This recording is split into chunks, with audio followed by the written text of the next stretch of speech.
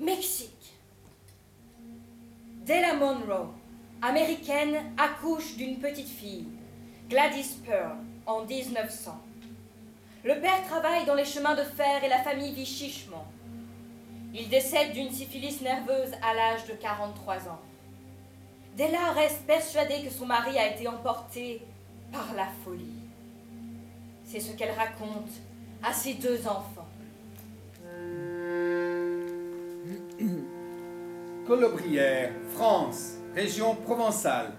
Marie Guigou accouche en 1904 d'une fille qu'elle prénomme Joséphine Philomène.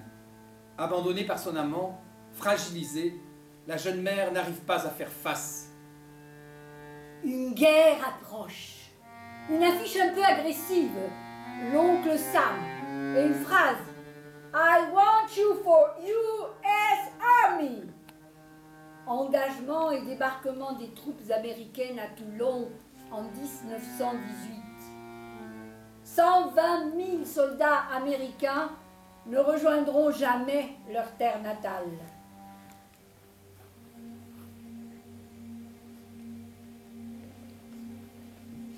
Della se remarie, mais l'homme est alcoolique. Et bientôt elle le quitte, menant avec ses 2 enfants avec elle. Elle se met bientôt en ménage avec un veuf dont elle emprunte le nom de famille. Mais Gladys apprécie peu cette situation et provoque souvent des disputes dont pâtit la relation de couple de sa mère. Marie. Dans l'incapacité de subvenir aux besoins de ses enfants, place sa fille Joséphine, dès l'âge de 9 ans, à l'assistance publique à Draguignan. La gamine vit dans des familles d'accueil et travaille chez des agriculteurs et des cultivateurs. Elle va peu à l'école. En 1920, Marie fait des démarches pour récupérer sa fille, mais l'assistance publique refuse. Joséphine a 16 ans et part à Montpellier dans un établissement de redressement pour géré par des sœurs, où elle pratique des travaux de broderie sur drap, en rêvant au trousseau qu'elle prépare. Fiançailles, mariage, maternité, ce dont rêve toute jeune fille. Della marie sa fille rapidement avec Jasper, de 10 ans son aîné. Gladys a 15 ans, même si sa mère annonce officiellement ses 18 ans. Gladys accouche de son premier enfant, à peine 7 mois après le mariage. Mais la mort de son père, l'inconstance sentimentale de sa mère, rend Gladys instable. Après sa seconde grossesse, vite lassée, elle confie ses enfants à des voisins pour courir bals et fêtes données sur la plage. Son mari la quitte, puis lui retire ses enfants. Elle travaille comme monteuse dans l'industrie cinématographique et partage une location avec une amie, Grace. Elle décide de s'approprier les mêmes droits sociaux et sexuels que les hommes. Puis Gladys se remarie avec Edward et en 1926 naît une fille, Norma Jean.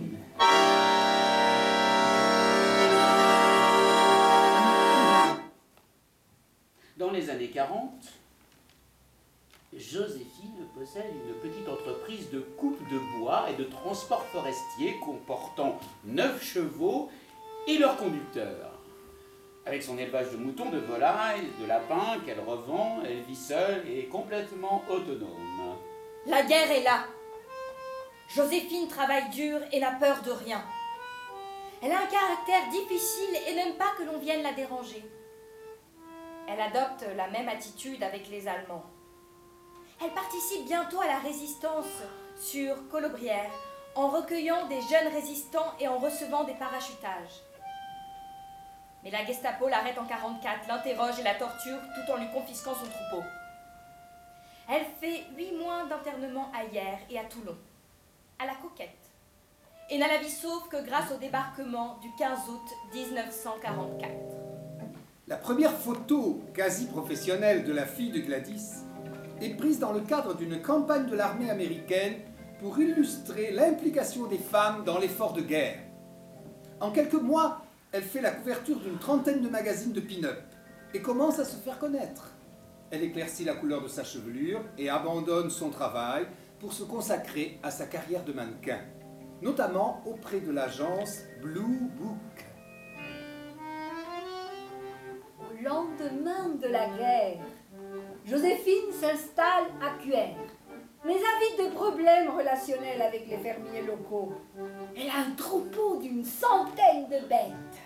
En 1946, la fille de Gladys signe bientôt avec la Fox son premier contrat de 6 mois payé $75 la semaine. Elle convient alors avec le studio de changer son nom en Marilyn Monroe.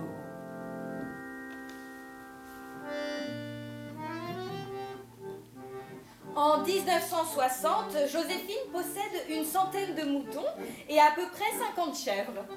Elle vit dans un isolement presque complet sur les terres de Touris. La vie pour elle ne se conçoit qu'au milieu des bêtes, une vie solitaire et quasi sauvage. Elle a même pour compagnon un sanglier qu'elle a apprivoisé. On l'appelle bientôt Fine la bergère. Dans les années 1960, la popularité de Marilyn est à son comble, mais dès 1959 débutent ses problèmes de santé. Elle commence à consulter un psychiatre de Los Angeles, le docteur Ralph Grinson, et qu'elle voit quasiment tous les jours. Le tournage des Désaxés débute en juillet 1960. Souvent malade, Marilyn ne peut jouer. Elle est même hospitalisée pendant 10 jours. Sans l'aide de son psychiatre, elle se remet à prendre des somnifères et de l'alcool. Joséphine aime cette vie faite de labeur et de liberté auprès de ses bêtes. Elle a la passion de l'espace, et même si, en contrepartie, sa vie au quotidien est difficile.